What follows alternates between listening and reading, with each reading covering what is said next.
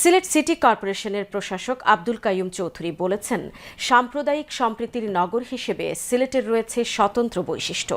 দেশের বাইরে থেকেও অনেকেই সিলেটের কৃষ্টি ও সংস্কৃতি সম্পর্কে অবগত হয়ে এই নগরকে সম্প্রীতির উজ্জ্বল উদাহরণ হিসেবে উল্লেখ করেন, যা আমাদের গর্বের বিষয়।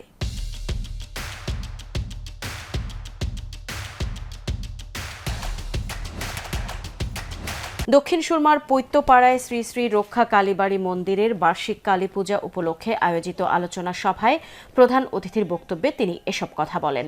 নগর উন্নয়নের প্রসঙ্গ তুলে তিনি বলেন, দক্ষিণ সুরমা দীর্ঘদিন প্রত্যাশিত উন্নয়ন থেকে বঞ্চিত ছিল। প্রধানমন্ত্রী একটি গ্রিন ও ক্লিন সিটি গড়ার নির্দেশনা দিয়েছেন।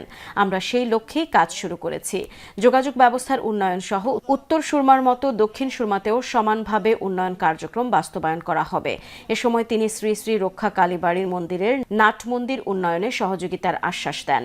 বাংলাদেশ পূজা উদযাপন পরিষদ সিলেট মহানগর শাখার ভারপ্রাপ্ত সভাপতি মলয়পুর কায়েস্থের সভাপতিত্বে অনুষ্ঠানে বিশেষ অতিথির বক্তব্য দেন সিলেট জেলা শাখার সাধারণ সম্পাদক অ্যাডভোকেট রঞ্জন ঘোষ, মহানগর শাখার সাধারণ সম্পাদক চন্দন দাস, মোগলাবাজার থানা শাখার সভাপতি মনমোহন দেবনাথ ও সাধারণ সম্পাদক বিশ্বজিৎ দাস।